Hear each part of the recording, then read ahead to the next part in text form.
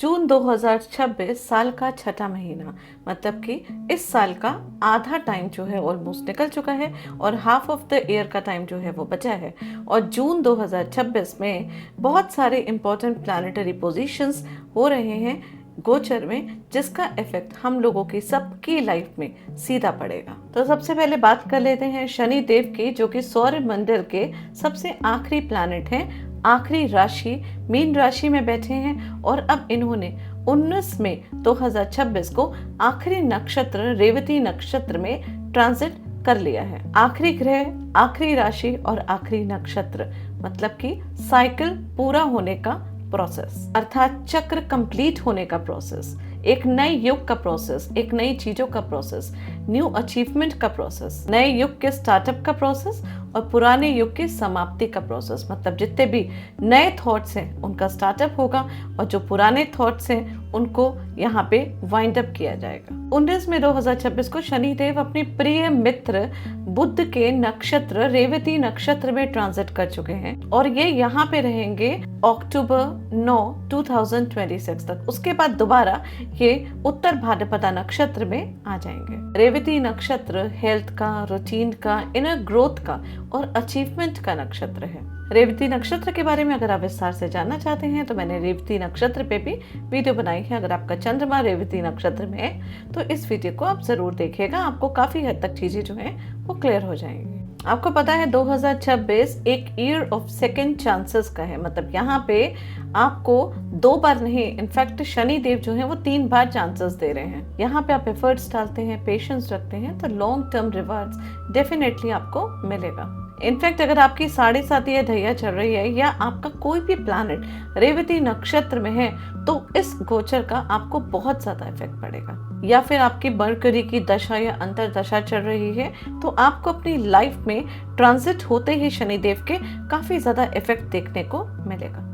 ये कोई छोटा गोचर नहीं है, ये बहुत इंपॉर्टेंट गोचर है। इनफैक्ट अगर आप कुछ प्लैनेटरी पोजीशंस के बारे में जानना चाहते हैं कि आपकी कुंडली में इस प्लैनेटरी पोजीशंस का क्या इफेक्ट पड़ेगा तो नीचे दिए गए नंबर से आप संपर्क कर सकते हैं, अपनी कुंडली का विश्लेषण करा सकते हैं। और इसी महीने दूसरा एक बहुत इंपॉर्टेंट ट्रांजिट है जो कि सौरमंडल में होने जा रहा है, वो है देवगुरु बृहस्पति का राशि परिवर्तन। संतुलन और सौभाग्य के प्लैनेट देवगुरु बृहस्पति 2 जून 2026 को अपनी उच्च की राशि कर्क राशि में जा रहे हैं और मिथुन राशि को वो फाइनली छोड़ रहे हैं। कर्क राशि जो कि चंद्रमा की राशि है, इसमें गुरु उच्च के हो जाते हैं और उच्च के होने से बहुत ज़्यादा स्ट्रांग होते हैं।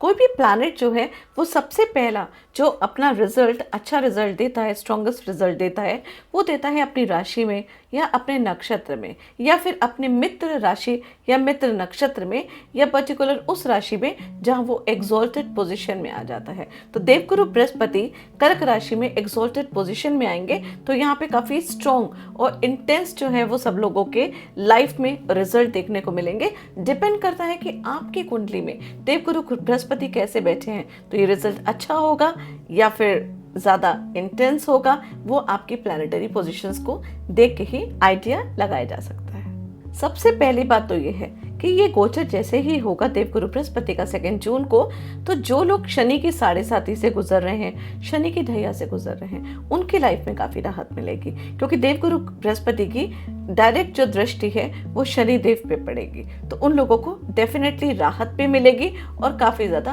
अचीवमेंट भी होंगे। भृगुनंदी नाड़ी में भी बोला जाता है कि जब शनि देव देवगुरु बृहस्पति मतलब कर्माधिपति धर्माधिपति दोनों आपस में मिलते हैं, दृष्टि संबंध करते हैं तो कोई इच्छा पूर्ति होती है। डिपेंड करता है कि आपकी कुंडली में शनि देव और देवगुरु बृहस्पति कौन से हाउसेस में कॉम्बिनेशन कर रहे हैं, दृष्टि संबंध कर रहे हैं, उस हाउस से रिलेटेड आपके लाइफ में चीजें जो हैं वो देखने को मिलेंगी। इच्छा जो है वो आप लोगों की पूरी होती हुई नजर आएंगे। देवगुरु बृहस्पति का ये बहुत ही उच्च जो है वो गोचर है क्योंकि यहाँ पे वो ट्रांजिट तो कर ही रहे हैं लेकिन साथ ही में अपनी उच्च राशि में ट्रांजिट कर रहे हैं। इनफैक्ट बहुत सारे लोग इस ट्रांजिट का वेट कर रहे थे अपना कोई नया काम स्टार्ट करने के लिए, कोई नए रिलेशनशिप में जाने के लिए, कोई नया बिजनेस स्टार्ट करने के लिए। उन सब लोगों के लिए जो कि देवगुरु बृहस्पति का वेट कर रहे थे, ये जो है दी बेस्ट टाइम है। डेफिनेट बात है, देवगुरु बृहस्पति जब एक्सॉल्टेड होते हैं तो वो ब्लेसिंग्स जो हैं वो सभी को देते हैं। और सबसे साथ इम्पॉर्टेंट है कि उनकी जो दृष्टि जहाँ जहाँ पड़ती है उस दृष्टि में जो जो प्लैनेट्स आते हैं, जो जो हाउसेस आते हैं, उन हाउसेस से भी रिलेटेड सौभाग्य प्राप्त होता है। देवगुरु बृहस्पति पहली बार 2025 में कर्क राशि में आए थे, उसके बाद रेट्रो होके वो दोबारा मिथुन राशि में चले गए थे। लेकिन उस समय उनका माइंडसेट थोड़ा डिफरेंट था क्योंकि उनको दोबारा पीछे जाना था। अब लेकिन देवगुरु बृहस्पति यहाँ पे आए हैं कर्क राशि में और यहाँ से वो सीधे आगे लियो राशि में मतलब सिंह राशि में परिवर्तन करेंगे। इसलिए अब की बार जो ट्रांजिट है देवगुरु बृहस्पति का, उसको सबसे ज्यादा पावरफुल माना जा रहा है।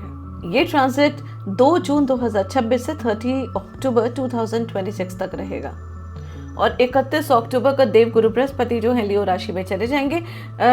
गुरु जो हैं वो 1 साल तक एक राशि में रहते हैं, लेकिन क्योंकि अतिचारी गति में चल रहे हैं इसलिए ये स्पीड से दूसरी राशि में परिवर्तन कर जाएंगे। कैंसर कर्क राशि एक ऐसी राशि है जो कि सात्विक राशि है और चंद्रमा की राशि है और देवगुरु बृहस्पति भी सात्विक प्लैनेट है, इसलिए ये इस राशि में बहुत ज़्यादा कंफर्टेबल रहते हैं। जैसे कि वो अपने घर आए हों, अपने घर में आके जो खुशियाँ होती हैं उसी तरीके की खुशियाँ जो हैं वो देवगुरु बृहस्पति यहाँ पे लेकर आते हैं, सौभाग्य लेकर आते हैं, लक लेकर आते हैं, रिलेशनशिप में बहुत सारी अच्छी चीज़ें लेकर आते हैं, मांगलिक कार्य लेकर आते हैं। इनफैक्ट यहाँ पे जो प्लेसमेंट है देवगुरु बृहस्पति की, वो जीवन को जीना ही नहीं सिखाती है, इनफैक्ट उस खुशी को फील करना भी सिखाती है। जुपिटर एक्सपेंशन का ग्रह है, विजडम का ग्रह है, एजुकेशन का ग्रह है। ये आकाश तत्व है और आकाश तत्व एक ऐसा तत्व होता है जो सारी चीजें धारण करने वाला होता है। इसीलिए देवगुरु बृहस्पति अबंडेंस के, विजडम के, नॉलेज के कारक माने जाते हैं। जब देवगुरु बृहस्पति कर्क राशि में आते हैं तो कर्क राशि इमोशंस की राशि है, रूट की राशि है, माँ की राशि है, नर्चरिंग की राशि है, तो इन सब चीजों में इम्प्रूवमेंट देखने को मिलेगा। ये गोचर हमेशा हम लोगों को और ज़्यादा संवेदनशील बनाता है, इमोशनल बनाता है, रिश्तों को गहराई से समझने वाला बनाता है। हमें वो समझ देता है जिससे कि हम रिश्तों को अच्छी तरीके से समझ पाते हैं। लेकिन डेफिनेट बात है कि ये गोचर जो है सभी राशियों, सभी असेंडेंट के लिए डिफरेंट होने वाला है। लेकिन एक बात तो फैक्ट है कि सभी लोगों के इमोशंस में इंटेलिजेंस बढ़ेगा।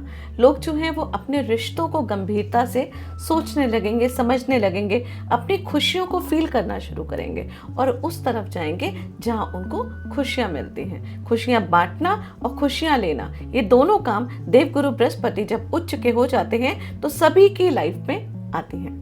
एक्सॉल्टेड प्लैनेट का मतलब ये होता है कि कंपनी का सीईओ अपने कैबिन में बैठा हुआ है, अपने ऑफिस में बैठा हुआ है, मतलब कि बहुत ज्यादा पावरफुल है। अब देवगुरु बृहस्पति मीन राशि और धनु राशि दोनों के स्वामी हैं और दोनों के स्वामी होते हुए वो एक्सॉल्टेड पोजीशन में आ रहे हैं, तो ये तो डेफिनेट है कि इन दोनों राशियों वालों के लिए लाइफ में बहुत बड़ा परिवर्तन होने वाला है। बाकी डिपेंड करता है कि आपकी कुंडली में जुपिटर एग्जैक्टली क्या पोजीशन लेके बैठे हुए हैं। लेकिन ये बात तो फैक्ट है, जिस की कुंडली में जहां जहां मीन राशि और जहां जहां धनु राशि आती है और कर्क राशि आती है, आप लोगों को, हम लोगों को, सबको उस हाउस से ब्लेसिंग्स डेफिनेटली मिलेंगी।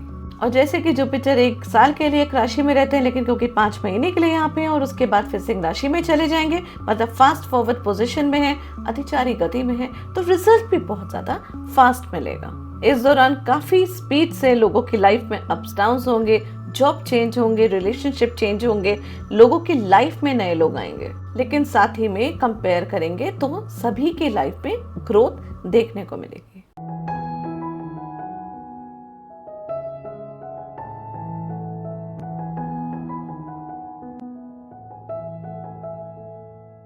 नमः शिवाय, स्वागत है आपका इस चैनल में। अगर अभी तक चैनल को सब्सक्राइब नहीं किया है तो इसे सब्सक्राइब करिए, जिससे फ्यूचर में आने वाले वीडियोस का अपडेट आपको मिलता रहे। इस वीडियो में हम बात करेंगे जून का महीना सब लोगों के लिए कैसा जाने वाला है। तो पहले समझ लेते हैं कि 2026 में कौन कौन सी प्लैनेटरी पोजीशन सबकी होने वाली है, क्या क्या कौन कौन से प्लैनेट्स जो हैं वो गोचर करने वाले हैं। सबसे पहले तो शनिदेव जो कि 19 मई 2026 को नक्षत्र परिवर्तन कर चुके थे, जिसका इफेक्ट सभी राशियों और असेंडेंट में पड़ना शुरू हो ही चुका होगा। दूसरी चीज, 2 जून 2026 को देवगुरु बृहस्पति अपनी उच्च की राशि मतलब कर्क राशि में परिवर्तन करने जा रहे हैं। इसके बाद शुक्रदेव मिथुन राशि में 7 जून तक रहेंगे। उसके बाद 8 जून को कर्क राशि में ट्रांजिट कर जाएंगे। सूर्य देव जो हैं वो वृषभ राशि में 14 तारीख तक रहेंगे और 15 तारीख को मींस 15 जून को वो भी मिथुन राशि में गोचर कर जाएंगे। मंगल देव मेष राशि में रहेंगे 20 तारीख तक और उसके बाद वो वृषभ राशि में ट्रांजिट कर जाएंगे। बुध देव 21 जून तक मिथुन राशि में रहेंगे, फिर 22 जून को कर्क राशि में परिवर्तन कर जाएंगे और उसके बाद 29 जून को वो रेट्रोग्रेड पोजीशन में भी आ जाएंगे। इसके साथ केतु देव सिंह राशि में ही पूरे महीने रहने वाले हैं। राहु देव जो हैं वो शतभिषा नक्षत्र में ही पूरा महीना रहने वाले हैं और शनि देव नक्षत्र परिवर्तन कर चुके हैं, बट राशि उनकी मीन ही रहेगी जो पूरा महीना यहीं पे रहने वाली है। तो ये थी 2026 की प्लैनेटरी पोजीशंस। जैसे कि मैं पहले भी बता चुकी हूँ कि सबसे ज्यादा स्ट्रॉन्गेस्ट जो गोचर है वो है जुपिटर का, देवगुरु बृहस्पति का, जो 2 जून 2026 को होने वाला है, और शनिदेव का नक्षत्र परिवर्तन। तो चलिए अब जान लेते हैं कि पूरा महीना आपकी कुंडली में इस गोचर का क्या इफेक्ट पड़ने वाला है। इस वीडियो को आप चंद्र राशि के आधार पे भी देखिएगा और असेंडेंट के हिसाब से भी देखिएगा, मतलब कि चंद्रमा आपका जिस नंबर पे बैठा है वो आपकी राशि है उसके हिसाब से भी देखिएगा, और आपकी कुंडली में फर्स्ट हाउस में जो राशि पड़ती है, मतलब जो नंबर लिखा होता है उस नंबर की जो राशि है उसके हिसाब से देखिएगा। दोनों को जब आप क्लब करेंगे तो क्लैरिटी आपको ज्यादा अच्छे से मिलेगी। बात करते हैं मकर राशि और मकर असेंडेंट, कैप्रिकॉर्न राशि और कैप्रिकॉर्न असेंडेंट के लिए जून 2026 का महीना आपके लिए कैसा जाने वाला है। तो आपके लग्नेश स्वामी मतलब कि शनि देव आपके तीसरे भाव में मरकरी के नक्षत्र रेवती नक्षत्र में अपने मित्र नक्षत्र में ट्रांजिट कर रहे हैं। यहाँ आपकी मेंटल स्टेबिलिटी और पॉजिटिव थिंकिंग काफी बढ़ेगी, काफी इनहांस होगी। दशम भाव के आपको बहुत ज्यादा स्ट्रॉन्ग रिजल्ट आपको मिलेंगे। कर्मस्थान से रिलेटेड आपको काफी पॉजिटिविटी दिखेगी। यहाँ पे प्रमोशन हो सकते हैं, आपके जॉब चेंजेस हो सकते हैं, लेकिन एक बात का ध्यान रखिएगा कि पर्सनल लाइफ में थोड़ा सा डिस्कम्फर्ट भी आपकी हो सकता है। माँ की हेल्थ का ध्यान आपको रखने की रिक्वायरमेंट है। यहाँ पे उनकी वजह से, उनकी हेल्थ की वजह से आपका मन भी अशांत रह सकता है, उनको भी थोड़ा सा कष्ट हो सकता है। लेकिन साथ ही में ये भी है कि रेवती नक्षत्र में आने के बाद शनिदेव उनकी हेल्थ में थोड़ा सा इम्प्रूवमेंट जो है वो लेकर आएंगे, बट स्टिल आपको यहाँ पे उनकी हेल्थ का बहुत ज़्यादा ध्यान रखने की ज़रूरत है। सबसे अच्छी बात यह है कि इस वक्त आपका भाग्य जो है वो काफ़ी स्ट्रांग रहेगा, करियर में बूस्ट आएगा और जितनी भी ट्रेवल्स आप करेंगे, जो कि अपॉर्चुनिटीज आपको मिलेगी, वो सब आपके लिए काफ़ी फ्रूटफुल रहेगा। न्यू अपॉर्चुनिटीज और ग्रोथ के आपके चांसेस जो हैं काफ़ी खुलेंगे, स्पेशली करियर में। हो सकता है कि प्रमोशन वगैरह के चांसेस हो, या हो सकता है कि कोई नई जॉब के आपको ऑफर्स आए। तो अगर ऑफर्स आते हैं तो इंटरव्यू क्रैक करना चाहते हैं तो ये अच्छा टाइम है, आपको कर लेना चाहिए। लेकिन यहाँ पे आपके सिबलिंग्स के साथ थोड़े से इश्यूज हो सकते हैं, उस पर थोड़ा सा आपको कम्युनिकेशन का ध्यान रखने की रिक्वायरमेंट है। हेल्थ इशू भी आपके सिबलिंग्स को हो सकते हैं, आपको उनका साथ देने की बहुत ज़्यादा ज़रूरत है। तो पेशेंस से उनका साथ दीजिए, उनके मन को समझिए, उनके साथ कोई आर्ग्यूमेंट नहीं करें, तो आपका ये टाइम भी सही रहेगा। अब अगर मैं देवगुरु बृहस्पति की बात करती हूँ, जो कि कर्क राशि में उच्च के होके आ रहे हैं, आपके 7वें भाव में प्रवेश कर रहे हैं, और 7वें भाव में देवगुरु बृहस्पति का आना देखा जाए तो पार्टनरशिप के माध्यम से, बिजनेस के माध्यम से काफ़ी हद तक पॉजिटिव है। यहाँ पे पार्टनरशिप, रिलेशनशिप और मैरिज का भाव होता है। तो अगर कोई बैचलर है और शादी के लिए बहुत टाइम से सोच रहे हैं तो उनकी शादी हो सकती है। जो शादीशुदा हैं, जिनकी लाइफ में थोड़े से अप्स डाउन्स हो रहे हैं, थोड़े से दिक्कतें चल रही हैं, यहाँ पे आप लोगों की अंडरस्टैंडिंग काफ़ी अच्छी होगी, रिलेशनशिप में ग्रोथ होगी, रिलेशनशिप में एक्सपेंशन होगा। अगर आप बिजनेस में हैं तो बिजनेस भी आप एक्सपेंड कर सकते हैं। इससे जो लोग सिंगल हैं, पहली बात तो वो अपने पार्टनर को ढूंढ सकते हैं, उनका पार्टनर उनको मिल सकता है। एक मीनिंगफुल रिलेशनशिप की बहुत ब्यूटीफुल संभावना यहाँ पे बन रही है। जुपिटर यहाँ पे बैठ के आपके 11वें, तीसरे और लगन भाव तीनों को देख रहा है। इसका मतलब कि आपकी सोशल प्रेजेंस भी बढ़ेगी, पर्सनालिटी में कॉन्फिडेंस आएगा, आपका आलस्य जो है वो कम होगा, कम्युनिकेशन जो है वो इंक्रीज होगा, आपकी लाइफ में रिकॉग्निशन मिलेगी, आपके स्किल्स जो हैं वो काफ़ी इम्प्रूव होंगे। विशेष तौर पे जो लोग सोशल मीडिया में हैं, जो लोग डिजिटल मार्केटिंग में हैं, टेक्निकल फील्ड में हैं, मार्केटिंग फील्ड में हैं, उन लोगों के लिए बहुत बड़ा ग्रोथ जो है यहाँ पे देखने को मिलेगा। अब जब शुक्र देव यहाँ पे आएंगे तो शुक्र का भी यहाँ पे आना योगा कारक ग्रह है जो कि केंद्र में प्रवेश कर रहा है, और शुक्र का यहाँ आना बिजनेस के लिए बहुत ही ब्यूटीफुल प्लेसमेंट है, इनफैक्ट स्पाउस के लिए भी बहुत ब्यूटीफुल प्लेसमेंट है। और यहाँ पे एक और ध्यान रखने वाली बात है कि 7वें भाव मार्ग का प्लेसमेंट भी होता है, यहाँ पे 12वें भाव का इन्फ्लुएंस भी थोड़ा बहुत होता है, इसलिए हेल्थ रिलेटेड इश्यूज भी आ सकते हैं, स्टमक इन्फेक्शन, किडनी रिलेटेड अगर कोई दिक्कत है तो उसको बिल्कुल भी नज़रअंदाज नहीं करिए। लेकिन अच्छी बात यह है कि शुक्र देव यहाँ पे 10वें भाव के स्वामी हैं, तो आपके करियर में रिकॉग्निशन, स्टेटस, प्रमोशन, अथॉरिटी, ये सारी चीज़ें जो हैं वो भरपूर मात्रा में मिलेंगी। अगर करियर ग्रोथ का इंतजार काफ़ी लंबे टाइम से कर रहे हैं तो ये एक पॉजिटिव टाइम रहेगा। शुक्र देव 5वें भाव के स्वामी हैं, इसलिए रिलेशनशिप में आपकी कमिटमेंट बढ़ सकती है। जो लोग सिंगल हैं वो भी कमिटेड हो सकते हैं, जीवन में उनके प्यार आ सकता है। और सूर्य देव जेमिनी राशि में प्रवेश करेंगे, यहाँ पे सूर्य एक विपरीत राजयोग भी बना रहे हैं क्योंकि 8वें भाव के स्वामी 6ठे भाव में जा रहे हैं, और यहाँ पे आके वो शत्रुहंता योग भी बनाते हैं। यहाँ पे अगर आप कोई गवर्नमेंट एग्जाम क्रैक करना चाहते हैं, कोई कंपटीशन एग्जाम देना चाहते हैं, किसी कंपटीशन में बैठना चाहते हैं, तो ये दी बेस्ट टाइम रहेगा स्टूडेंट्स के लिए भी और आपके लिए भी। अगर कोई इंटरव्यू क्रैक करना चाहते हैं तो कर लीजिए, यहाँ पे आपके जितने भी शत्रु हैं वो सब सरफेस में आएंगे, आपको क्लैरिटी होगी चीज़ों की और आपके लिए पॉजिटिव रहेगा। कोई भी दुश्मन, कोई भी नेगेटिव पर्सन आपका कुछ भी नहीं बिगाड़ पाएगा, यहाँ पे रिजल्ट काफ़ी पॉजिटिव मिलेंगे।